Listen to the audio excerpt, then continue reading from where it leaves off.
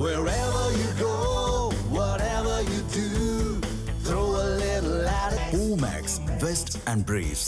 தமிழகத்தில் அரசு வேலை வழங்கியதில் ரூபாய் 888 கோடி ஊழல் நடந்திருப்பதாக அன்புமணி ராமதாஸ் கண்டனம் தெரிவித்திருக்கிறார். விவரங்களை செய்தியாளர் பாவேந்தர் வழங்க கேட்கலாம். பாவேந்தர், மேலதிக விவரம்.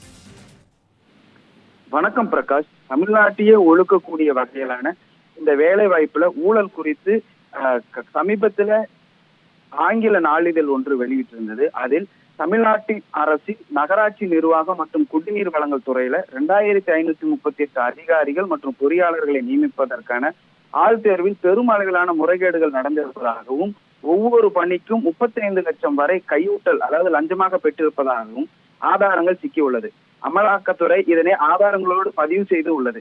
இது தொடர்பாக தெரிவித்துள்ள பாமகவோட அறிக்கையில் என்ன எப்படி இருக்குன்னா, இது தொடர்பாக வழக்கு பதிவு செய்து விசாரணை நடத்தும்படி தமிழக காவல்துறைக்கு அமலாக்கத்துறை கடிதமும் எழுதியிருப்பதாகவும் இளைஞர்களுக்கு வேலை வாய்ப்பு வழங்குவதில் கார்பரேஷன் கரப்ஷன் கலெக்ஷன் கமிஷன் கலாச்சாரத்தை திமுக அரசு கட்டவிழ்த்து விட்டிருப்பதாக கண்டிச்சிருக்காங்க.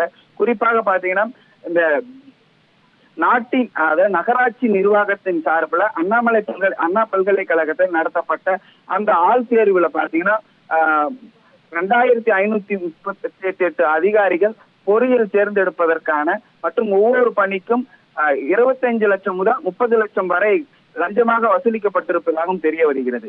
அந்த கமிஷனாக வழங்கப்பட்ட அந்த லஞ்சமாக வழங்கப்பட்ட அந்த பணம் இங்க பல்வேறு உயர் அதிகாரிகள் முதல் அரசியல் கட்சி தலைவர்கள் வரை சென்றிருப்பதாக தெரிய வருகிறது. பெரும்பான்மையான பணங்கள் அவாலா முறையில இடமாற்றம் செய்யப்பட்டிருப்பதாக தெரிவிக்கிறாங்க. இந்த ஊழல் எவ்வாறு செய்யப்பட்டது என்பது தொடர்பான விவரங்கள் 232 பக்கங்கள் கொண்ட அறிக்கையை காவல்துறையிடம் அமலாக்கத்துறை ஒப்படைச்சிருக்காங்க. நகராட்சி நிர்வாகத்துறை பணி நியமனம் நடைபெற்ற ஊழல் குறித்து இந்த உண்மைகள் கேட்பதற்கு அதிர்ச்சியாக இருக்கலாம் பலருக்கு. ஆனா பாட்டாளி மக்கள் கட்சிக்கு அதிர்ச்சி கிடையாது. ஏனென்றால் இது தொடர்பாக 2023ஆம் ஆண்டிலேயே பாட்டாளி மக்கள் கட்சி ஏற்கனவே அறிக்கையை வெளியிட்டதாகவும் இது தொடர்ந்து இதே போல பிரச்சனை நீடித்து வருவதாகவும் தெரிவிச்சிருக்காங்க. இதற்கு மட்டும் இல்லாம சட்டம் அதாவது இதற்கு முன்பு பாத்தீங்கன்னா சட்டம் 2021 டிசம்பர் மாதத்துல நிறைவேற்றப்பட்டுள்ளது. அத என்னன்னு பாத்தீங்கன்னா, உள்ளாட்சி அமைப்புகள்ல பணியாளர்களையும் அந்த அமைப்புகளே தேர்ந்தெடுப்பதற்கான நியமனம் இருக்காது. ஊழல் முறைகேடு நடைபெறுவதனால இந்த தேர்வு முறை என்பது தமிழ்நாடு அரசு பணியாளர்கள் தேர்வாணையத்தின் மூலமாக தேர்வு செய்யப்படும் அப்படின்னு ஏற்கனவே அறிவிச்சிருந்தாங்க.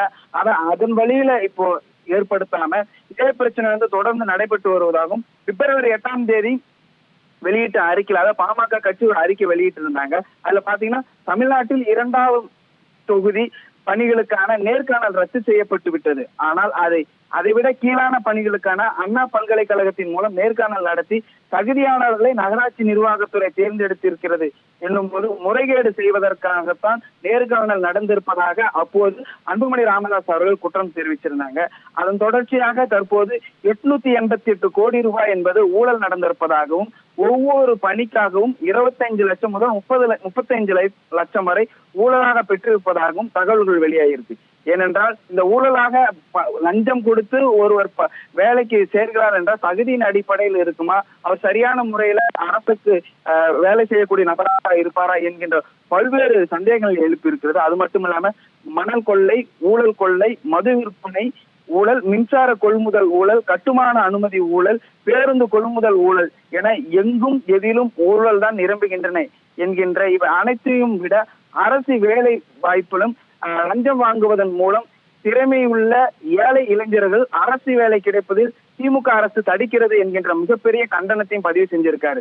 திமுக ஆட்சியாளர்கள் இந்த பாவத்திற்கு எக்காலத்திலும் மன்னிப்பு கிடையாது அப்படின்னு சொல்றாங்க. அது மட்டும் இல்லாம நகராட்சி நிர்வாகத்துறை பணி நியமனங்கள்ல நடைபெற்றுள்ள ஊழல்கள் தொடர்பாக அமலாக்கத்துறை அனுப்பியுள்ள ஆதாரங்களின் அடிப்படையில தமிழக காவல்துறை உடனடியாக வழக்கு பதிவு செய்ய வேண்டும். இதில் சம்பந்தப்பட்ட நபர்களை, உயர் அதிகாரிகளை, அரசியல் கட்சி தலைவர்களையும் கைது செய்ய வேண்டும் என்கின்ற ஒரு கோரிக்கை வச்சிருக்காங்க.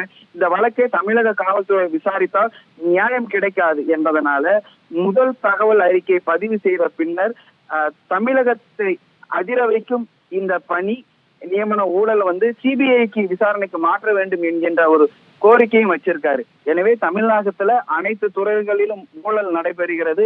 இவை அனைத்தும் தமிழக அரசு முதல் அறிக்கையில பதிவு செய்துவிட்டு அடுத்த கட்டமாக சிபிஐ விசாரிக்க வேண்டும் என்பது இந்த அறிக்கையில கூறப்பட்டிருக்கு.